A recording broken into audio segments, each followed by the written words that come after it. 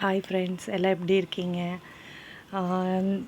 எல்லாம் ஹோம்மேட் சோப்புன்னு சொல்லி ஃபோன் எடுத்தாலே வருதுங்க. பார்த்தாலே ஆசையாக இருக்குது. சரி நம்மளும் ட்ரை பண்ணலாம் அப்படின்ட்டு யூடியூப்பில் பார்த்தேங்க. பார்த்துட்டு அதே மாதிரி காஸ்டிக் சோடா 1 டம்ளருங்க, 2 டம்ளர் தண்ணி, 6 டம்ளர் தேங்காய் எண்ணெய், நீம் ஆயில் எடுத்துருக்குறேன், சென்ட் எடுத்துருக்குறேங்க. எல்லாத்தையும் போட்டு அவங்க சொன்ன மாதிரியே எல்லாத்தையும் போட்டுட்ருக்குறேன் பாருங்க. போட்டு கை வைக்கக்கூடாதுங்க, மூஞ்சி கிட்ட கொண்டு போயிடக்கூடாது. அது காஸ்டிக் சோடாவில் தண்ணியில் காஸ்டிக் சோடா போட்டதையுமே அனல் அடிக்குதுங்க. ஒரு மாதிரி ஸ்மெல்லாக அப்படியே வருதுங்க, காட்டாட்டா. மூஞ்சி கிட்ட கொண்டு போனீங்கன்னா அதாயிரும். கையில் ஏதாவது தெரிச்சிச்சுனாலும் கையில் புண்ணாயிருதுங்க, எரிச்சலாக ஒரு மாதிரி அரிக்கிற மாதிரி ஆயிடுதுங்க. க்ளவுஸ் போட்டுக்குங்க சரிங்களா. போட்டுட்டு கேர்ஃபுல்லாக அதே மாதிரி பண்ணுங்கள். அது போட்டதையுமே பிளாஸ்டிக் டப்பாவே கொதிக்குதுங்க. அப்புறம் பிளாஸ்டிக் டப்பாவில் தான் அது பண்ணணுமாமாங்க. சில்வரு குண்டா, அப்புறம் ஈய பாத்திரத்துலலாம் பட்டுச்சு அப்படின்னா காஸ்டிக் சோடா அதில் அப்படியே அந்த ஈயத்தையே அப்படியே அரிச்சிருதுங்க, அந்த மாதிரி ஆயிடுது. அதனால் பிளாஸ்டிக் டப்பாலேயே பண்ணுங்கள். அது நல்லா அந்த காஸ்டிக் சோடாவும் தண்ணியும் நல்லா கரைஞ்சிடணுங்க. நல்லா கரையிற வரைக்கும் கலக்கி விட்டுட்டு அப்படியே நீங்கள் கூல் டவுன் பண்ணிக்கலாம். அப்புறம் நான் என்ன பண்ணேன்னா, குப்பைமேனி சோப் பண்ணலாம் அப்படின்ட்டு இதை ஃப்ரீஸ் பண்ணிடணுங்க. நீங்கள் என்னென்ன மூலிகை போடணும்னு நினைக்கிறீங்களோ அது எல்லாத்தையுமே நல்லா அரைச்சி அதையை வடிகட்டி ஃப்ரீசரில் வச்சிடணுங்க. இப்போ நீங்கள் தண்ணி 2 டம்ளர் ஊற்றுறீங்க அப்படின்னா அது இப்போது 1 டம்ளருக்கு தண்ணி ஊற்றிட்டு 1 டம்ளருக்கு நீங்கள் அந்த அரைச்ச பேஸ்ட் ஊற்றிக்கலாங்க. அந்த வடிகட்டி வச்ச அந்த தண்ணியை ஊற்றிக்கலாங்க. அது ஐஸ் கட்டியாட்ட பண்ணிங்க அதை அந்த சூட்டில் நீங்கள் போட்டிங்க அப்படின்னா அந்த ரியாக்டிவ் ஆகாதாமாங்க. அந்த கெமிக்கலில் மூலிகை படும்போது அதோட தன்மை மாறாமல் இருக்குங்க சரிங்களா. அதே மாதிரி போட்டுக்குங்க. போட்டுட்டு நல்லா மிக்ஸ் பண்ணி விட்டிங்கன்னா, இப்போ நம்ம க்ரீனாக தான் போட்டோங்க.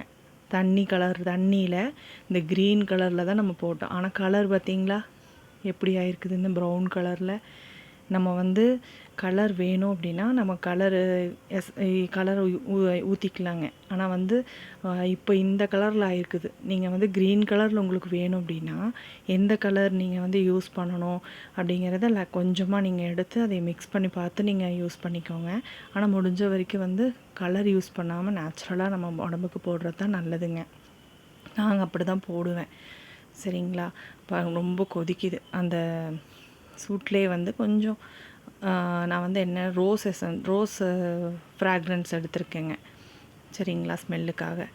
அதையும் ஊற்றி நல்லா மிக்ஸ் பண்ணி கூல் டவுன் பண்ணிடணுங்க. நல்லா தெரிஞ்சுக்குங்க, கை மட்டும் வச்சிடாதீங்க, கையில் படாமல் அதை கலக்குங்க சரிங்களா. அதுக்கப்புறம் கூல் டவுன் ஆனதுக்கப்புறமா இது ஆயில் ஊற்றிடுங்க. என்ன அப்படின்னா இந்த ஐஸ் கட்டியோடு நம்ம போட்டதுனால சூடு தணிஞ்சிருச்சுங்க. அதனால் நான் இப்போது கொஞ்ச நேரம் ரெஸ்ட் விட்டேங்க. வீடியோவில் நான் அதை காட்டலை. கூல் டவுன் ஆனதுக்கப்புறமா எசன்ஸ் விட்டு அந்த ஃப்ராக்ரன்ஸ் விட்டுட்டு ஆயில் ஒரு 6 டம்ளர் ஊற்றிக்கலாங்க. தேங்காய் எண்ணெய், பாம் ஆயில் இருந்ததுன்னா பாம் ஆயிலும் ஊற்றிக்கலாங்க. நான் தேங்காய் எண்ணெயும் நம்ம ஸ்கின்னுக்கு மூலிகை சோப்பாக பண்ணுறதுனால நான் வேப்பெண்ணெயும் கொஞ்சம் எடுத்துருக்குறேங்க சரிங்களா. கரெக்டாக நல்ல போட்டு கையில் மட்டும் படாத மாதிரி நீங்கள் இது பண்ணிக்கிங்க. எந்த டம்ளரில் நீங்கள் காஸ்டிக் சோடா எடுத்தீங்களோ அதே டம்ளரில் நீங்கள் எல்லா பொருளுமே மெஷர்மெண்ட் கரெக்டாக நான் சொன்ன மாதிரி 2 tumbler water, 1 tumbler caustic soda, 6 tumbler இல்லைன்னா 7 டம்ளர் ஆயில் ஊற்றிக்கலாங்க சரிங்களா. எந்த ஆயில் வேணாலும் நீங்கள் ஊற்றிக்கலாம். பாதாம் ஆயில் இருந்ததுன்னா பாதாம் ஆயில் ஊற்றிக்கலாம்.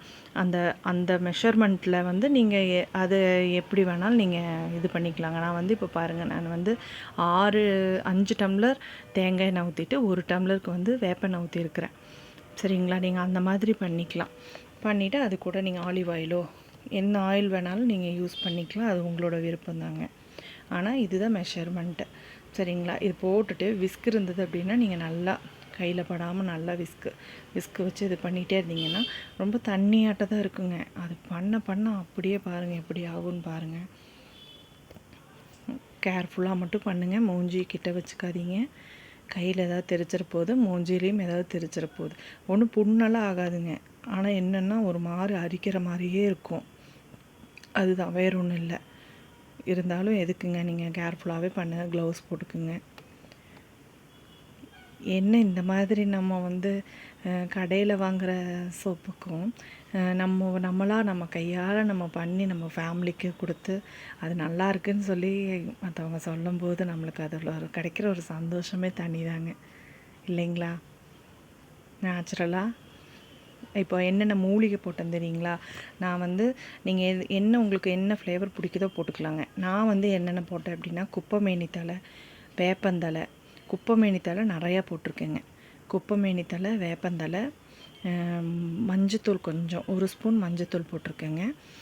அதுக்கப்புறம் வந்து உப்பு ஒரு அரை ஸ்பூனுக்கு போட்டிருக்கிறேன். லெமன் 1 லெமன் புழிஞ்சிருக்கேங்க. இதெல்லாம் மிக்ஸ் பண்ணி தான் அந்த ஃப்ரீஸ் பண்ணி வச்சுருந்தேன்.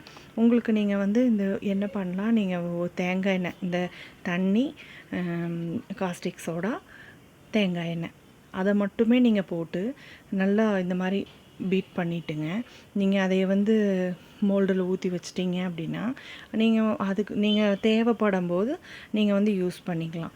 அதில் உங்களுக்கு என்ன ஃப்ளேவர் வேணுமோ அதை டபுள் பாயில்டு மெத்தடில் வந்து மெல்ட் பண்ணிவிட்டு நீங்கள் வந்து அதை யூஸ் பண்ணிக்கலாங்க.